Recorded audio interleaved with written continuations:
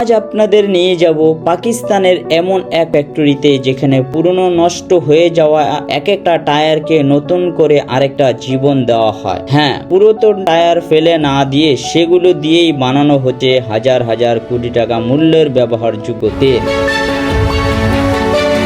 Doctor science এর আজকের পর্বে চলুন দেখা যাক একটা টায়ার তেলে পরিণত হওয়ার ভিন্ন ধর্মী এক গল্প। টায়ার থেকে তেল বানানোর জন্য প্রথমেই হাজার হাজার পুরনো টায়ারকে একসাথে ফ্যাক্টরির সামনে জড়ো করা হয়। এরপর দক্ষ হাতে খুব সাবধানে বিশেষভাবে বানানো ধারালো স্টিলের দাঁত দিয়ে প্রতিটি টায়ারের ভেতর থেকে স্টিলের রিং বা লোহার অংশ আলাদা করে ফেলা হয়। মূলত এই অংশটুকু আলাদা করে এগুলোকে পাঠিয়ে দেওয়া হয় কোনো রিসাইক্লিং প্লান্টে, যাতে পুনর্ব্যবহার করে এগুলো দিয়ে আবারও রড কিংবা লোহা বানানো যায়। এরপর টায়ারের চারপাশে অংশটুকু গোল করে ঘুরিয়ে কেটে ফেলা হয়। এগুলো কাটা হয় যাতে পরবর্তী ধাপে টায়ারগুলোকে এক জায়গা থেকে অন্য জায়গায় নেওয়া কিংবা অন্যান্য কাজে বাড়তি ঝামেলা না পোহাতে হয়। এরপর আগে থেকে কেটে স্টুপ করে রাখা এই বিশাল টায়ারগুলোকে নিয়ে যাওয়া হয় কারখানার ভেতরে একটা বিশাল সাইজের চুল্লির ভেতরে, আর একসঙ্গে হাজার হাজার কেটে রাখা টায়ার পুরে দিয়ে এই চুল্লির মুখ আটকে দেওয়া হয়। এরপর দরজার সাথে ভালোভাবে প্রতিটা স্ক্রু এমন ভাবে টাইট দেওয়া হয় যেন ভেতর থেকে কোনো ধরনের হাওয়া বাতাস বাইরে লিক করতে না পারে। এরপর আসে চুল্লির আগুন দেওয়ার পালা। আর এই বিশাল সাইজের চুলায় আগুন দেওয়ার জন্য প্রয়োজন হয় একসঙ্গে কয়েক মন কাঠ। আর ঘন্টার পর ঘন্টা এই টায়ারগুলোকে পোড়ানোর জন্য একজন কর্মী ওই চুল্লির ভেতরে ঢুকে শুকনো কাঠ দিয়ে চারপাশে ভালো মতো বোঝাই করে দেয়। এরপরে চুলায় আগুন ধরিয়ে অপেক্ষা করার পালা। কখনো কখনো তো আবার পুরো চুলাটাকে স্বয়ংক্রিয় মেশিনের সাহায্যে চারিদিকে ঘোরানো হয় যাতে আগুনের তাপ সব জায়গায় সমানভাবে পৌঁছাতে পারে। এভাবেই প্রায় 10 থেকে 15 ঘন্টা অক্সিজেন ছাড়া উচ্চ তাপমাত্রায় টায়ারগুলোকে গরম করা হয়। তাপের কারণে টায়ার পুড়ে না গিয়ে ধোঁয়ায় পরিণত হয়, যেটা অনেকটা প্রেসার কুকারের মতো। আর এই ধোঁয়া বা বাষ্প পরবর্তীতে ঠান্ডা হয়ে আস্তে আস্তে তা ঘন কালো তেলে পরিণত হয়।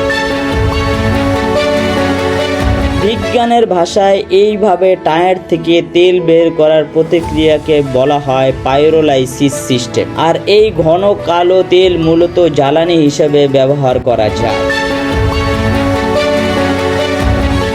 তাছাড়া এই প্রতিক্রিয়ায় আরও পাওয়া যায় কার্বন ব্ল্যাক পাউডার। উচ্চ তাপমাত্রা পেয়ে গলে গিয়ে ঠান্ডা হওয়ার পর কালো রঙের এই টায়ারগুলোকে কিন্তু রাবার কিংবা প্লাস্টিক শিল্পের এক মহামূল্যবান কাঁচামাল হিসেবে বাজারে বিক্রি করা যায়।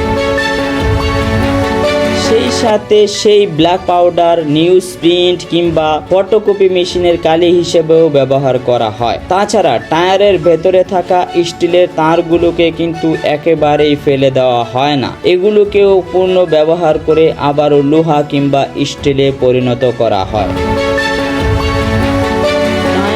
গলিয়ে যে পোলারাইসিস তেল পাওয়া যায় সেগুলো ইন্ডাস্ট্রির জ্বালানি কিংবা রিফাইনারিতে কাঁচামাল হিসেবে ব্যাপকভাবে ব্যবহার করা হয়। আর সহজলভ্য হওয়ার কারণে দিনকে দিন এই পোলারাইসিস তেলের চাহিদা কিন্তু লাফিয়ে লাফিয়ে বাড়ছে।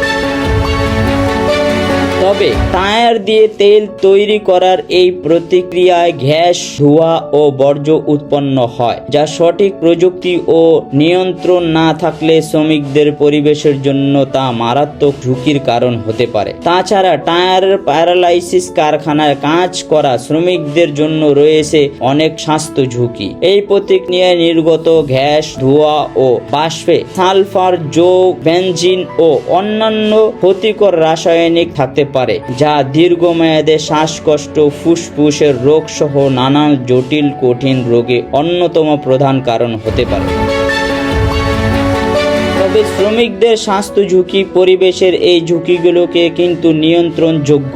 আধুনিক ফিল্টার, স্ক্রাইবার, গ্যাস কন্ট্রোল সিস্টেম এবং নিরাপত্তা মেনে চললে ক্ষতি অনেকটাই কমানো সম্ভব। প্রতি বছর সারা পৃথিবীতে প্রায় 1.5 বিলিয়নেরও বেশি টায়ার ব্যবহার করে বাতিল হিসেবে ফেলে দেওয়া হয়। একটি টায়ার সরাসরি পুড়িয়ে ফেললে বাতাসে ছড়িয়ে পড়ে বিষাক্ত ধোঁয়া, কার্বন মনোক্সাইড সহ নানান ক্ষতিকর উপাদান। আর তাছাড়া ফেলে দেওয়ার পর একটা টায়ার মাটির সাথে মিশতে প্রায় 4000 বছর সময় লাগে। তাহলে বুঝতে পারছেন একটা টায়ার আমাদের পরিবেশের জন্য ঠিক কতটা ক্ষতিকর। এখন আপনার মনে প্রশ্ন জাগতে পারে,